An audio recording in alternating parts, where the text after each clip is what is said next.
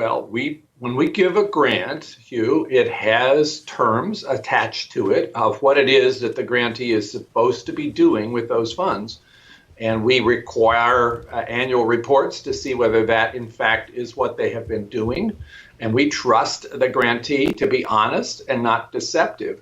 The grant funds that went to Wuhan, which were a subcontract from EcoHealth, were very specifically aimed to try to categorize viruses that they could isolate from bats in Chinese caves, which we had a good reason to want to know more about, given SARS and MERS that had come out of there.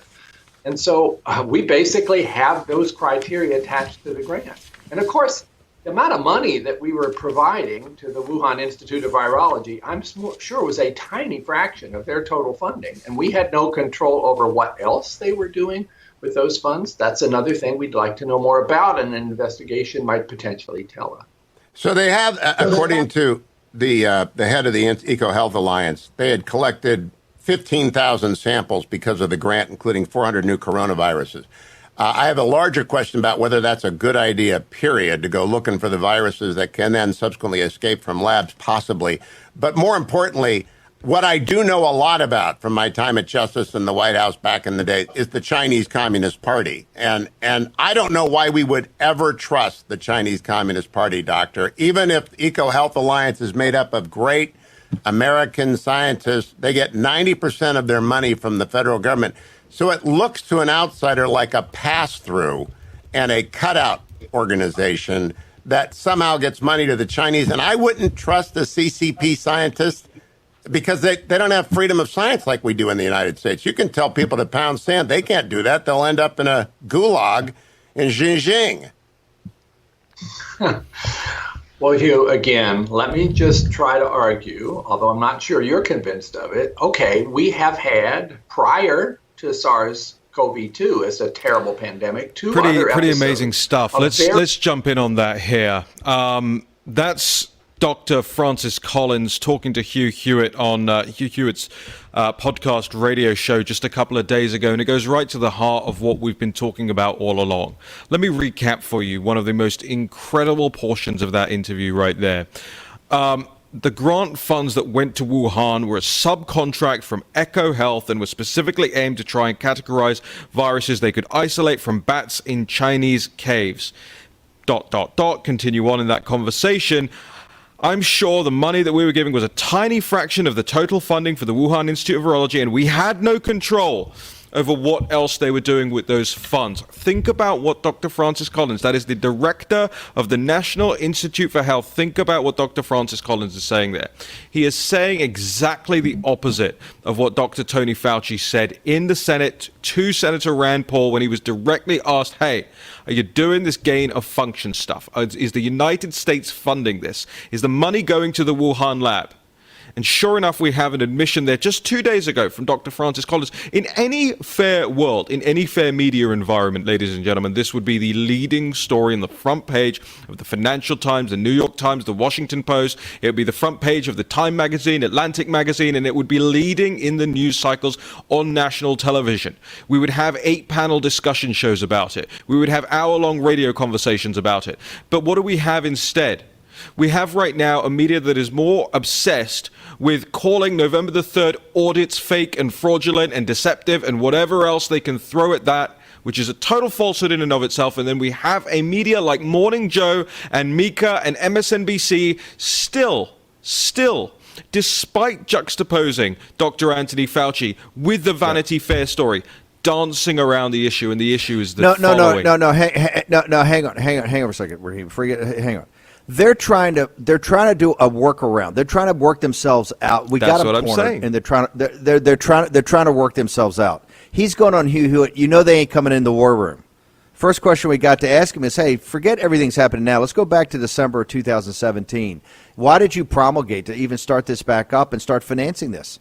We could take Collins and strip the bark all off it. They know that. They can't. They put him in Hugh Hewitt. Hugh Hewitt's going to ask a couple of softball questions, right, and allow him. They're positioning this. That's why you go to Hewitt to kind of get into kind of quote unquote conservative radio to try to edge your way out. Morning Joe is sitting there. They're grasping about how they throw Fauci on the bus, but also back off of their own culpability here. The same media, the same Democratic Party, the same woke corporations, the same oligarchs in Silicon Valley, all of the same people that are in this conspiracy right now to basically shut down any discussion of Wuhan. All of those folks are the same ones that are saying that the November 3rd movement, the 3 November movement, is nothing but treason and sedition and all of that. It's the same collection of people, and they've been caught red-handed. Yep. Hang on. Again, stepping on the lead, stepping on the point. I'm building it up. This is the point. Another email we've just found in this tranche of things is from here we go. February the 22nd, Saturday, February the 22nd, 2020. And the email reads this.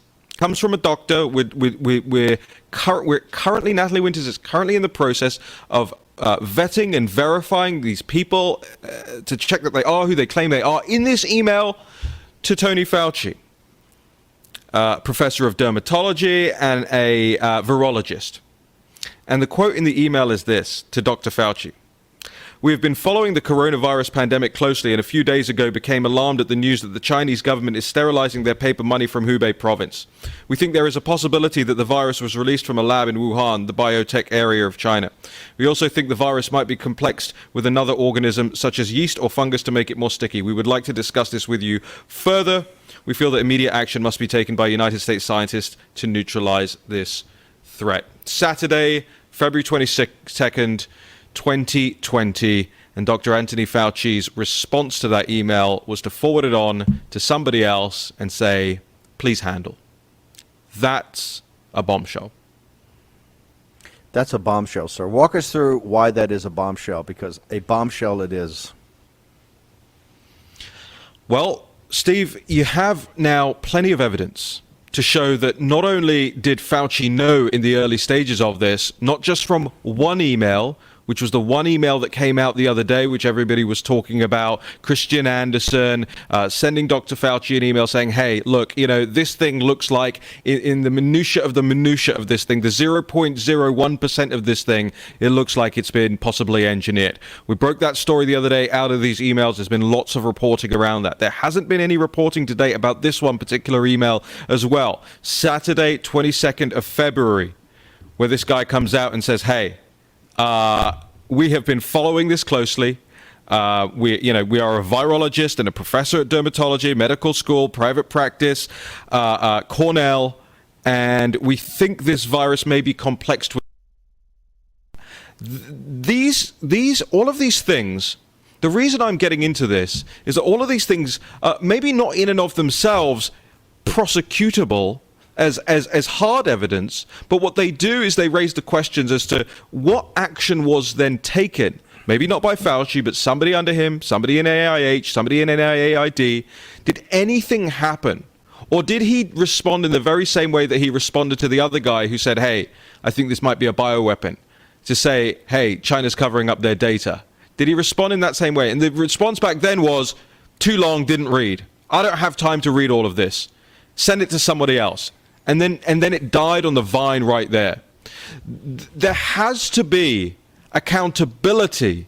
There has to be a chain of command.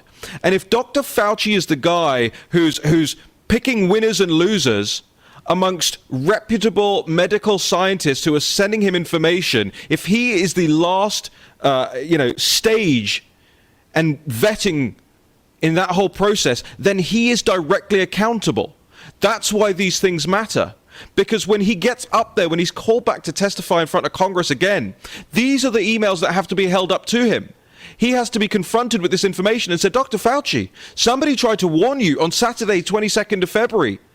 And you had every opportunity, and your team had every opportunity to stop the loss of life.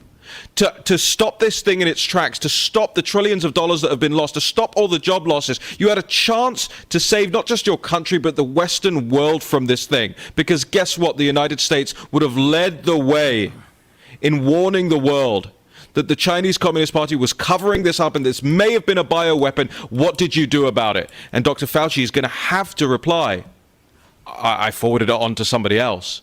Steve, that's an incredibly important thing, because we're now moving on from finding the evidence, which we have been talking about for the last 16 to 18 months, and gain of function, everything. We're now moving on from finding the evidence to prosecuting the evidence.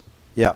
I want to make sure the audience understands something here. These are all inextricably linked. I want to make sure that we can walk you through what the mainstream media is, because right now the whole thing is on lab leak. Oh, it's a lab leak. And what they're going to try to present is that these heroic men of science, in working with the horseshoe bats and the bats from the bat caves, these heroic Chinese Communist Party, PLA, scientists, really bioweapons experts, heroically in trying to find cures for, SARS and all these other viruses, tragically made a mistake, and tragically, that's the lab leak theory. That's everything because they understand they're cornered. That's why they call it the lab leak. This is not about a lab leak. We've told you that. It's about what happened in the Wuhan lab. We know it leaked from the Wuhan lab. It is the man-enhanced capacity of it. How did it get enhanced?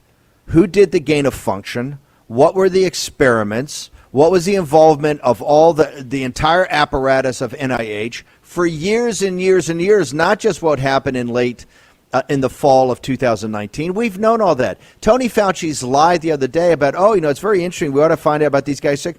People have known about this. We've known about it. We talked about it months and months and months ago. People knew that people were sick in that lab, were sick around that lab. Back in the fall of 2019, we've talked about that for almost a year. Dr. Li Mingyang came out and talked about it in, I think, April. First time we had her on the show.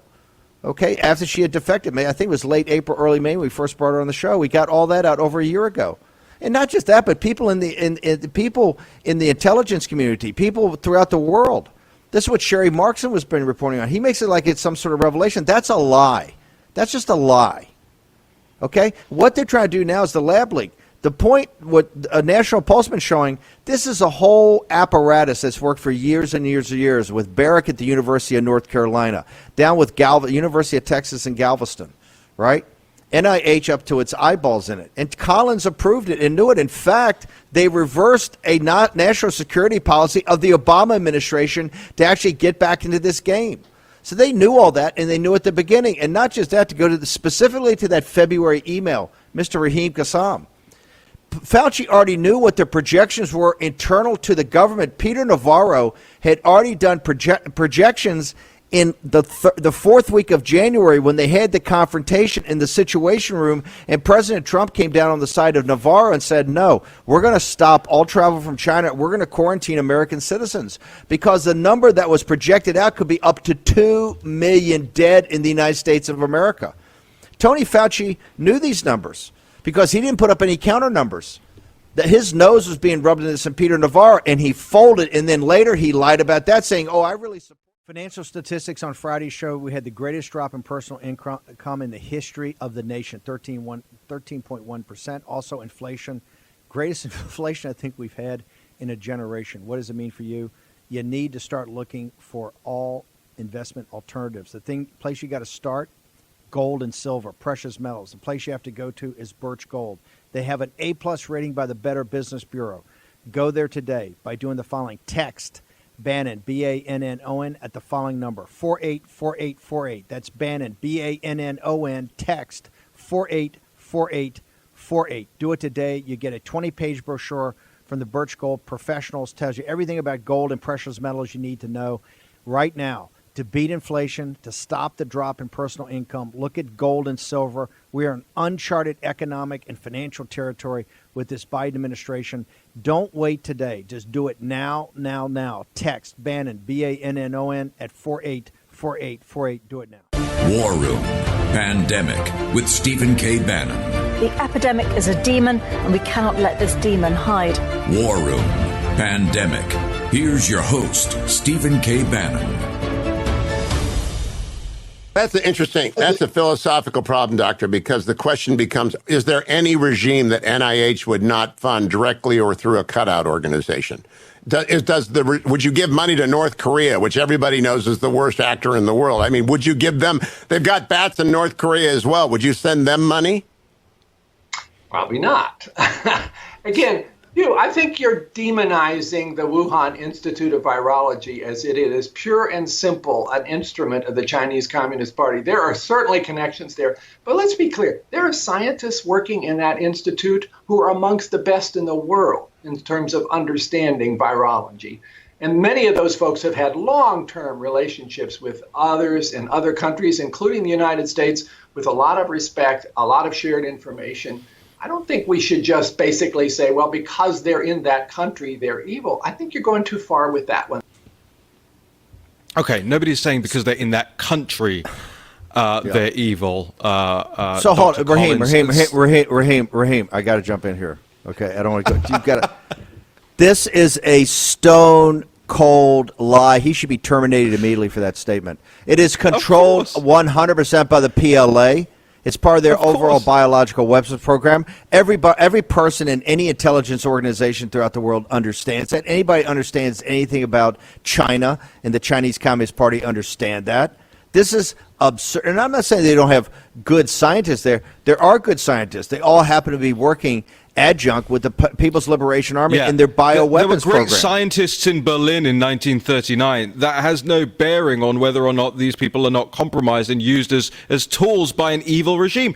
That's what's happening. And Steve, it's incredible that Dr. Collins said this, because we broke the story not 2 weeks ago that they actually have Communist Party spirit seminars inside the lab, inside the Wuhan Institute of Virology.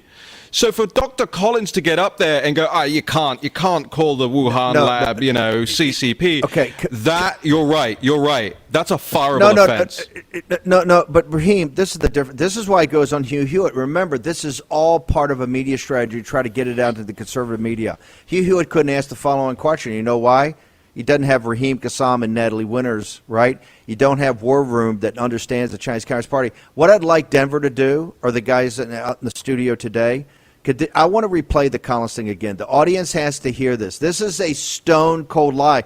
Remember, when the Trump administration came in, we were told flat out, you can't remove. Collins cannot be removed. He's like a government entity all of his own. You can't touch NIH. This is from Republicans. Remember, Peter Thiel led the effort to restructure the entire government and get fire breathers in there that were going to start to deconstruct the administrative state, but really make it more efficient and more effective, not to destroy it. Collins is one of the first people that were looked at.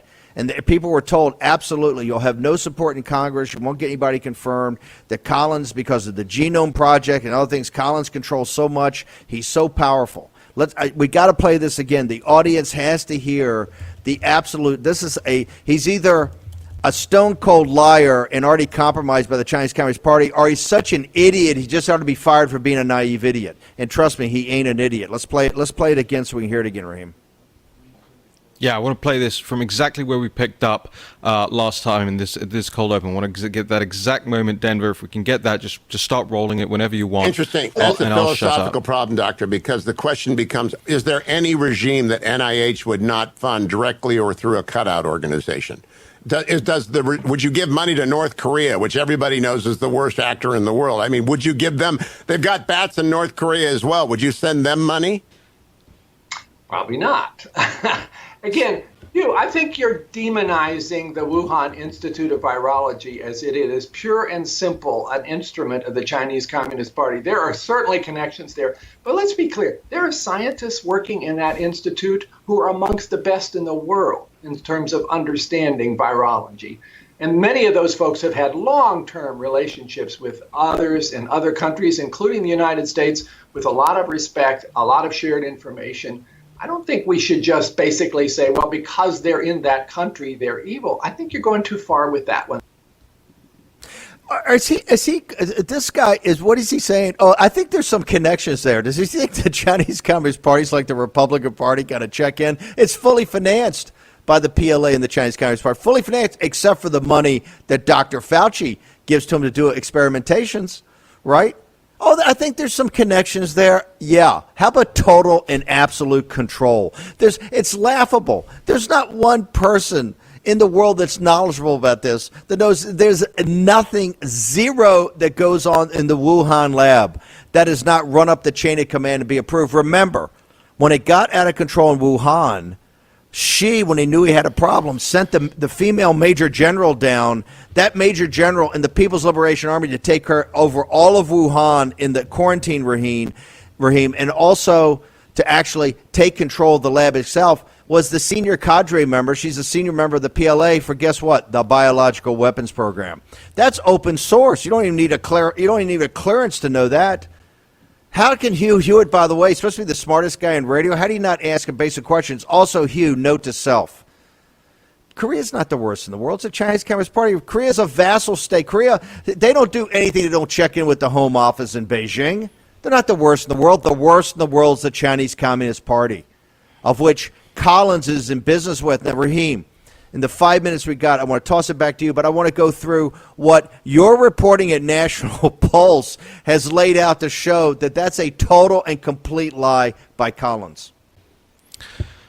Look, I understand. I don't actually know Hugh Hewitt. I don't know what Hugh Hewitt's role is in I understand from our live chat right now that people are not as big fans of him, and that's fine. The point is here the content. And I actually think that Hugh Hewitt, the question was all right. I mean, of course, we disagree that North Korea is the worst actor in the world. We all know the Chinese Communist Party is the worst actor in the world. But I think he was setting a trap for Collins. Maybe not even intentionally, but he set a trap for Collins, and Collins fell into it there. The thing is, you're right, of course, is that there should have been a follow-up. He should have brought the hammer down, but he didn't have the wherewithal or the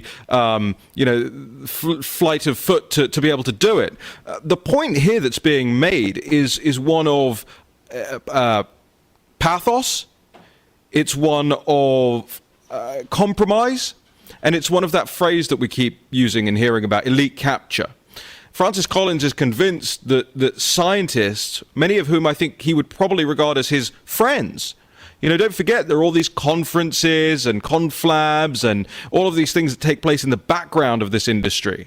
So I'm sure Francis Collins thinks, well, my friend over at the Wuhan lab, he's not such a bad guy. Therefore, I'm sure it's not all PLA and CCP stalwarts. But what has happened to people like Fauci and people like Collins is they've been captured. They've been captured emotionally. They've been captured and really are compromised by these, friendships that they have developed. You look at the way that Tony Fauci talked about the lab. You look at the way that the NIH deals. I mean, we broke this story, I think it was 36 hours ago, about the NIH conference back in 2011, and the deputy director of the lab dials into the conference and says like 8 times during his remarks, we're not regulated. We don't do regulation. There's no regulatory environment here. He says, hey, we might look into that at some point, but he's almost boasting, right? Hey, we don't have the same concerns as you guys have. We don't have to worry about the same things that you guys do. And that's going to allow us to do certain things that you guys can't. And that's kind of bigfooting the NIH guys. It's kind of saying, we have the capability to do more than you. There was a lot of this taking place, and you can see that in the Vanity Fair article as well. There's a lot of this taking place about the idea of competition between maybe what was going on at Chapel Hill and what was going on at the Wuhan lab. They compete and they collaborate all at the same time. The end goal is the same thing, by the way, and they all want to get to the same place. So that, I just want people to understand that that's what's going on in Francis Collins' mind when he's answering a question like that. He's getting caught up in his own pathos. He's getting caught up in his own industry. And he fell into a trap here. And the trap that he's admitted to in this one interview, which is like a 6-minute long interview in total, is number one. He has directly contravened the evidence given to the Senate by his underling, Tony Fauci, about the funding through the EcoHealth Alliance to the Wuhan lab. And then he has gone on the record and said that the Wuhan lab and the Chinese Communist Party's involvement in it ain't so bad. Well, again, we reported just about a week ago, maybe 2 weeks ago, that the Chinese Communist Party actually force members of that Wuhan Institute of Virology to have party spirit seminars.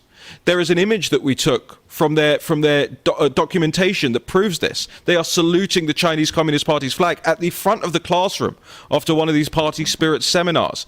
This isn't theory. This isn't in Raheem Kassam's mind. This isn't some guesstimation that we're making about the way the Chinese Communist Party operates. This is hard facts, hard data, and hard evidence that Natalie Winters and the rest of the team are digging up day after day after day. And Steve, again, I'll say something that I said in the last hour. If there was any justice in media right now, this would be leading the news cycle, but it's not. Well, you saw last night in the Daily Mail, 5 stories at the top, largest newspaper in the world, largest website. So look, you're getting there. Remember, Steve, let me. Yep. Let me speak to that real quick, because what the Sun and the Mail and the New York Post and all these other guys are doing is, yes, they're following on from, what we're writing about the emails, but they're not going that one step further and looking through the documentation and the evidence underneath all of these things. They don't know where to even start. And those are the things that are really going to, you keep using this word, we are going to prosecute the evidence now. And that's what needs to start happening in the media. Data-based, evidence-based, science-based. Short commercial break. You're going to be back in the war. Remember, you are making a massive impact on world history right now, the Posse. We're going to feed up some more. You're going to have Jason Miller join us through a Newsmax, an incredible Newsmax interview next in the War Room. It's all started, everything's begun, and you are over, 'cause we're taking down the CCP. Spread the word all through Hong Kong. We will fight till they're all gone. We rejoice when there's no more. Let's take down the CCP. We're a huge believer in therapies here, hydroxy and all the therapy. We're very much a thing of therapeutics. You got to get ahead of these. And remember, we're the first guys to identify this pandemic coming out of China. Whether you think, on one end, what people think it's a hoax, or whether you think it's a bioweapon out to destroy the world, we try to cover this in a straightforward manner all the way through, although we're very focused on what happened in the Wuhan lab. But just remember, today, we need you to go to War Room Defense. That's all one word, warroomdefense.com. This is all made in the United States. Everything's sourced here. Go there, check out all the information. If you want to sign up for our War Room Defense Pack, and that Defense Pack is to make you a health warrior. This is critical. We're in this for the long haul. You need to be healthy. You got to go and check out what we've got. We've got the vitamin D3, and we've got the zinc. So that's a starter, just a starter. So make sure you get in there, check it out today. Appreciate it. Now, so there's a big question about this experimental gene therapy, which is really what I think the Moderna, they're pushing it as a vaccine. Technically, my guys in the biotech world say it's not technically a vaccine. It's a experimental gene therapy. Now, you've got the Johnson, and that's the Moderna one, correct? Then you've got the Johnson & Johnson. Tell us about what's happening today, because a big announcement coming out. So just before I do, I just wanted to mention my therapy. We were big on therapeutic here. My therapy, actually, it was covered in the New York Times 4 days ago. And the headline of the story was, "This 105-year-old beat COVID. She credits gin-soaked raisins." I'm not even kidding. They do this whole story on this 105-year-old lady, Lucia DeClercq, out in New Jersey, the oldest, I think, resident in New Jersey, who credits soaking raisins in gin and taking them to beat I think, Spanish flu and COVID. Hey, that's how you get to be 105. Yeah, that's exactly right. Plus, put a little kick in your step. Yeah, by the way, not medical advice. Right, the Johnson & Johnson. So the way this thing differs is, firstly, it's a one-shot, not a two-shot. This creates a whole lot easier in terms of logistics. It uses a viral vector called AD26. Viral vectors, common viruses that have been genetically altered, so they don't cause illness. And I'm quoting from the New York Times here, but can still cause the immune system to build up its defensive. Pfizer, BioNTech, and Moderna use mRNA, that's the messenger RNA, to do kind of the same thing, but as you say, very experimental in doing so. What else is different about this thing as far as logistics and getting it to people is concerned is the storage and handling of this thing. So the Johnson & Johnson actually can be kept in an ordinary refrigerator for 3 months, and the Moderna vaccine, for example, spoils after 1 month, if not frozen. So that adds a layer of the ability to get this to people much easier. The final part of this that I think is really interesting is the side effects. So again, they're saying that the Johnson & Johnson vaccine appears to be less prone than the Pfizer, BioNTech, and Moderna vaccines to trigger the kinds of side effects that require monitoring after the injection, which makes it more suitable for things like drive-through vaccination sites. In terms of efficacy, they're saying it's broadly the same, and actually the Johnson & Johnson one is showing efficacy against the variants as well. So So by and large, I think if you are a vaccine person and if you are interested in doing this kind of thing, the Johnson & Johnson news is a good thing for you. What about the audience members that still, we got obviously anti-vaxxers that are on the show, but even those people that say, hey, look, it just hasn't been explained to me. And this is one of the things with Biden on the school openings, supposedly he's staking his presidency on how he handles the CCP virus. Been no confrontation with China. You've got Jake Sullivan and other guys coming out all the time saying, we know we need raw data. The WHO didn't get it. There's been no real pressuring on China. Then you look at the situation, you've got the open borders, you've got a crisis at the open borders, but the schools are still closed. You don't have any kind of, I don't think, somebody that stepped into the decisions have grabbed them and pushed them forward, but you do have the vaccines. For our audience members that are still questioning, what is the National Pulse doing, or where can you tell people to go to get additional information? Ginsoakedraisins.com. Look, I'm not. By the way, that's the third element of our defense pack. Yeah, exactly. So you've got the War Room Defense Pack and you have the National Pulse Defense Pack, and there's one of them is gin soaked raisins. Look, what's the gin you picked? I'm not the guy who likes to do this sort of thing either. I don't like the vaccinations. I never have, even as a kid. I'm not saying they don't work. I'm not saying they don't work for people. You never got the flu vaccine. I haven't got anything, by the way, and I've always been fit as a fiddle. I never had the TB or any of those things. Just totally fit as a fiddle, and it's not for me. I understand it for some people, especially with immune deficiencies and things like this, that they need certain boosters and things like that. Yeah, look, it might work for you, but look, I come back to the very basics of all of this for living a healthy lifestyle, which is live a healthy lifestyle. Well, drink a ton of water, take a ton of vitamin C. I take a ton of probiotics. The therapies and immune system is still the key here, correct? Yeah, of course. I mean, the immune system is everything. And the immune system doesn't just come from taking things, by the way. The immune system also comes from interacting with the environment. War Room Pandemic with Stephen K. Bannon. The epidemic is a demon, and we cannot let this demon hide. War Room Pandemic. Here's your host, Stephen K. Bannon. House Press Secretary Jen Psaki calling Dr. Fauci an undeniable asset, despite emails that have been exposing his knowledge and his efforts to tamper down the Wuhan lab leak theory to explain the COVID origin. Take a look at this, and I'll get your reaction. Let me just say on Dr. Fauci and his emails, he's also spoken to this many, many times over the course of the last few days, and we'll let him speak for himself. And he's been an undeniable asset in our country's pandemic response. But it's obviously not that advantageous for me to relitigate the substance of emails from 17 months ago. Jason, your response to that?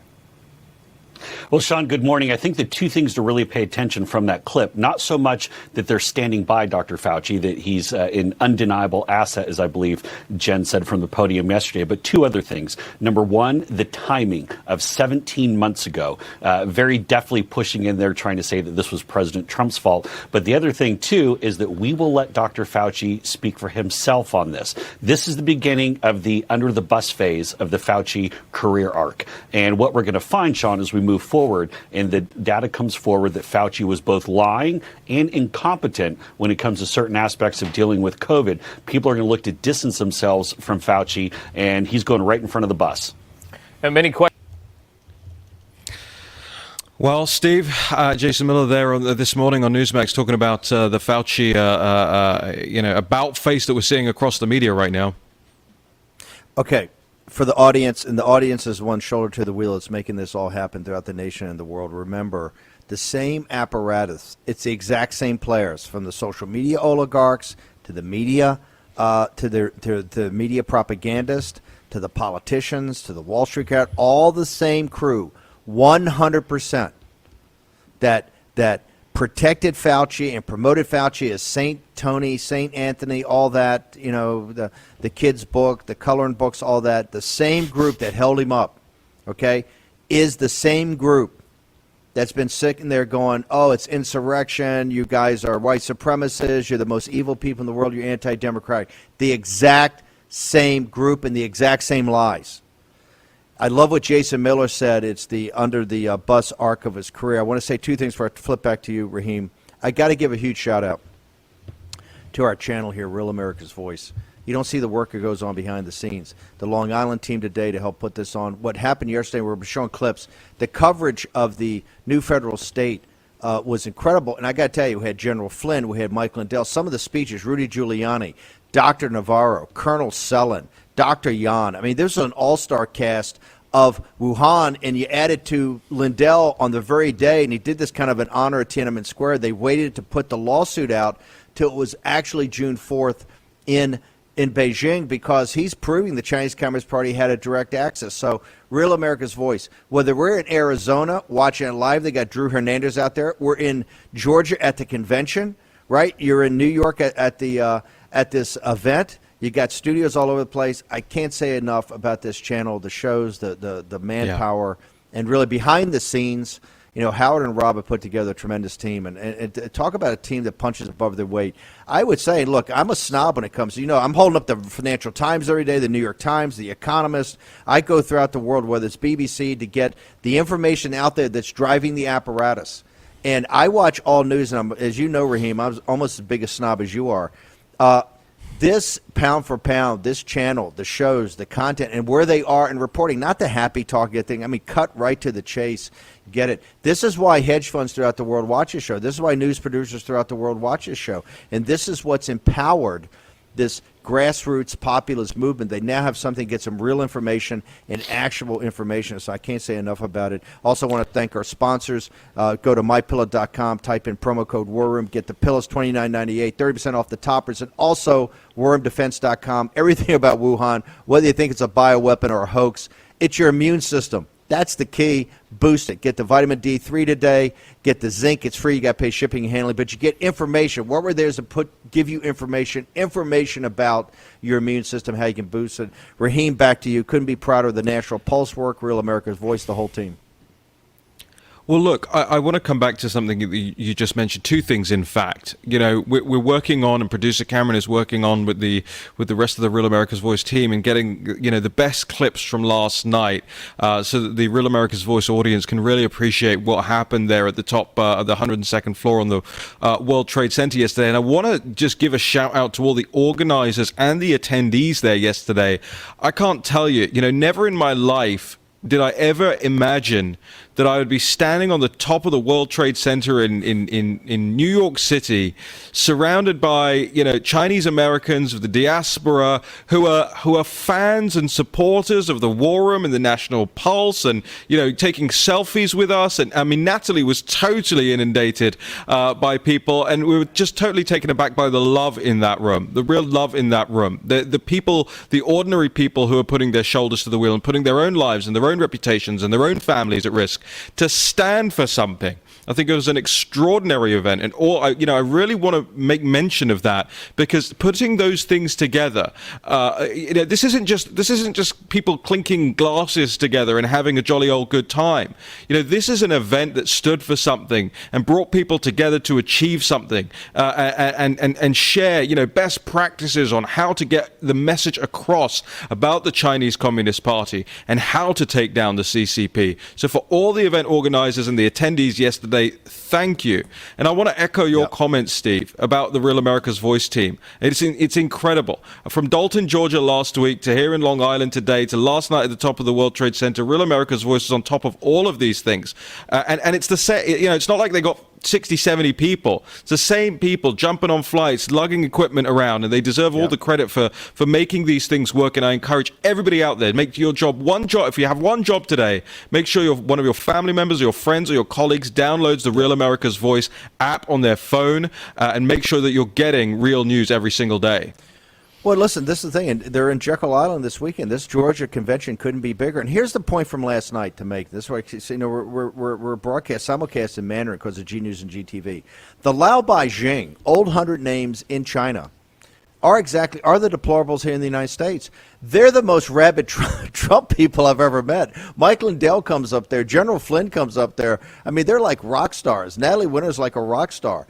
These people not only watched, they came up during the thing, were going evidence-based, science-based, database. They were saying action, action, action, human agency. They had all the words that the posse has in the live chat. And because they understand that there are people in the United States and throughout the world that have the back of the Chinese people and trying to fight off. And you see now with the Wuhan lab, that's why it's so important. You see how the establishment throughout the world, the party at Davos, Collins, the media, all of it, they all try to protect the Chinese Communist Party. And the people in China know that. Old 100 Names is known for his basic common sense, right? Just like the Deplorables are. For the Lao Beijing, Old 100 Names and the Deplorables, this is your moment. This is your moment. Nothing can defeat you. Nothing can keep you down. I'm not saying we're not going to go through hard times. We're going to go through a lot of tough times. It's going to be a lot of cloudy days. But this is your moment. You're showing every day, from the deck plates of what's happening in Arizona out there at the new Concord Bridge to what's happening now with blowing up of Wuhan. And as Raheem Kassam says, we're going now to a new phase, Dr. Collins, Dr. Fauci. We're going to the prosecution phase of this, okay? That's why you should lawyer up. So you can't stop this movement, because you can't stop people that want to fight for their freedom. One of the last things I want to make before I toss back to you is Dr. Li Mingyang. And there's going to be so much breaking news on National Pulse about Dr. Yan in the next couple of weeks. But when she first came on, when she first affected, I met her on the first day. The organization that I helped founded was the one that got her out with Miles Guo. And we spent days in going through and doing due diligence and making sure everything checked out. She was so meek and humble. Obviously, she was very scared in coming over. She was very quiet, very like many of the young Chinese people are, right? Very meek and very humble and very quiet. Last night, Raheem, of all the fire-breathing speeches that were given on that stage, and I consider yours and mine to be two, we gave as good a fire-breathing speeches as we could give, and Mike Lindell and General Flynn and Rudy Giuliani. Dr. Li Mingyang gave the biggest fire-breathing speech I've ever heard, and she laid out in no uncertain terms what happened, the crimes that have happened on the Chinese Communist Party against the Chinese people, but more importantly against the American people in the entire world. I told her afterwards, I said, I can't wait till you get American citizenship. She's got to run for the United States Senate. I mean, the transformation in a year, because she's in an environment where she has freedom, right? That is what that air of freedom is what's going to empower the Chinese people. That's what they're fighting for. And I got to tell you, Raheem, last night to see her up there and the fire breather she's become, and the throwdown, given all the death threats she's had. You know, Fauci talks about him. Forget Fauci. Dr. Yan's had that from the real guys. That's where we have her in safe houses a day. So back to you, Raheem. I was so impressed by what I saw last night. Can't wait to play the clips. No, I was as well. I mean, I really was. And I think, interestingly, you know, one of the stars of the show, I'm not sure she'd even like me saying this, but one of the stars of the show last night was Tanya Posobiec, Jack Posobiec's wife, who gets up on stage and speaks in fluent Mandarin up there to a room, I think, that had, 60, 70% Mandarin first language speakers in it. It was an absolutely amazing occasion. And I want the audience to understand that these things mean something. It was the first anniversary of the new federal state of China, but it means something going forward from that point in time as well. Again, it's not just getting together to slap each other on the back. Yeah. I got to jump in because one of the founders of that. But Posobiec, we finished the show last night with Posobiec, who gave the speech in Mandarin.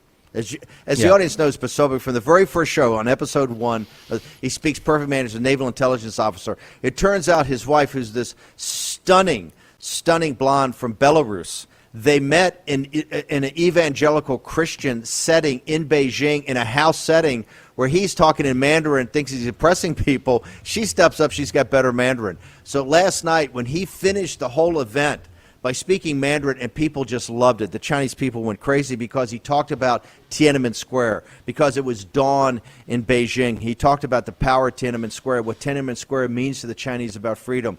Then we brought his wife up. She spoke in even better Mandarin. And Raheem, I'm telling you, I told him afterwards, if we could get a show going with those two in Mandarin, it'll be bigger than Oprah. I mean, they are such an incredible couple, and the perfect Mandarin they speak, one from Belarus and from Russia, the other from the United States, an intelligence officer. It was amazing, and the Chinese audience just embraced it. Globally, there were literally tens of millions of people watching that on G News and GTV, and the feedback, Raheem, we got from everything, including, I want to say, Raheem Kassam pulled a classic Nigel Farage. Raheem had a couple of adult beverages, and then got up and gave one of the... No, it gave one of the best speeches. I'm gonna back off your drinking importance, because your speech last night was for being like 10 or 12 minutes. You encapsulated everything last night, sir. Wait. But I have to say this. There wasn't 9 or 10 gins. I need to correct that, especially if my fiance is watching. I didn't have 9 or 10 gin and tonics, but I did in the break total up what I did have. Just to be honest about it, I had a double tequila, club soda, and lime. I had a double Oban with a splash of soda, and a double Johnny Black with a splash of club and a dash of bitters. That was the pregame for the speech. After that, it went all across the thing. Steve, I want to say one more thing before we go to a break here, and that is that whether I'm in Dalton, Georgia, or in Arizona, or in Florida, or in the World Trade Center, I keep meeting people who say, guess what? I'm a precinct committeeman now. Thousands upon thousands of people have been telling me this in person to my face over the course of the last couple of weeks. An amazing testament to what Dan Schultz, the precinct committee, precinctstrategy.com, and what you guys have been doing here on the War Room as well in pushing people to do it. If you're still on the fence about it, ladies and gentlemen, you absolutely must go out and fill these positions and take back your party. We're going to go to a quick break now. Raheem Kassam, Stephen K. Bannon return in a moment. Everything's begun, and you are over. Cause we're taking down the CCP. Spread the word all through Hong Kong. We will fight till they're all gone. We rejoice when there's no more. Let's take down the CCP. War Room Pandemic with Stephen K. Bannon. The epidemic is a demon, and we cannot let this demon hide. War Room Pandemic. Here's your host, Stephen K. Bannon. All right, welcome back to the War. I'm going to tell you we're going to be playing some of these amazing speeches from last night, this evening on the 5 p.m. show. Steve, more to say on that? Yeah, also tomorrow we got a lot of clips we're going to play. I want to talk about 3 speeches also we need to get to. By the way, it was packed all day long. Colonel Sellon, I mean, it was just amazing. But we had General Flynn, Mike Flynn came, and I got to tell you, he gave a fire-breathing speech. He's revered, by the way, by the freedom movement of the Lao Beijing because they understand he knows the Chinese Communist Party and has been an advocate of their total and complete destruction for many, many years. But he really gave a very moving speech about the Trump movement, what's happening throughout the country in the 3 November movement to get the ballots. Remember, half the audience are now Chinese Americans, and they're 100% Trump people. I mean, they're just going crazy. And these are probably the strongest advocates of, yes, of course they cheated. You got to get to the bottom of it. So it's quite amazing. Then Dr. Peter Navarro gave an incredible, they brought him in, as you see him, about the Wuhan lab. And it's amazing to see a Chinese audience respond to Dr. Navarro with the love. He's another revered figure. And the reason is they said this guy's been calling it out from day one. Right, he's been saying the truth. Whereas if you look at the mainstream media, oh, Dr. Navarro's xenophobic and nativist and racist. No, when you talk to the Chinese people and you see them and they embrace this guy like Natalie Winters, they embrace these people with love because they understand these are truth tellers. They're telling the truth. What you're hearing in the mainstream media are the lies. And I thought that was a great part of your speech about the Asian hate. When Raheem Kassam stood up there and said, hey, who are the biggest haters of the Asian people and the Chinese people? And these guys are saying CCP. I mean, they're jumping up and down. Right, and then, of course, Luda, who is the personality, this massive YouTube personality as part of G News and GTV, he gave a speech in Chinese, and the response by the Chinese people was, he gave it in Mandarin, it was amazing. I mean, they were jacked up, staying on chairs. But it was how the regime treats them like treats the Chinese people like trash. You're nothing but garbage. You're nothing but trash. They don't care about what you think. They don't care about how you live, and they particularly don't care about your freedom.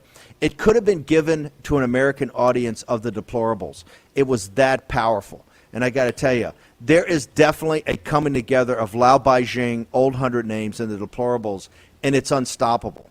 This audience is changing you're bending the arc of history to truth and to justice, and we're just beginning. We're going to be relentless. You're seeing it crumbling all around you. Tony Fauci's going to be their sacrificial lamb. They're going to try to dodge everything by throwing Fauci on the bus. That's not good enough. We're getting to the heart of all of it. Raheem Kassam, I want to toss back to you because I know you and the National Pulse are just doing an amazing job. And last night, the reception that Natalie Winters and Raheem Kassam got, and Dr. Navarro, the entire team was just incredible.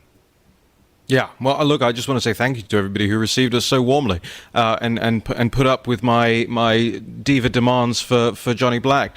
Look, these things are incredibly important, and I think it's incredibly important that we also are engaged in the culture war, and that's something that I know Miles Guo is doing. He has a new song that's out that was previewed and premiered last night at the event. I think we're going to be playing it as the out here, Steve. But let me throw a question at you just before we do that as well, because I know you kind of tend to either interview us or tee us up. I want to tee you up here a little bit as well. Your personal impressions of yesterday, beyond just the speeches, the crowd in the room. I was just stunned at the detail that they were approaching me with different stories and characters and pieces of information.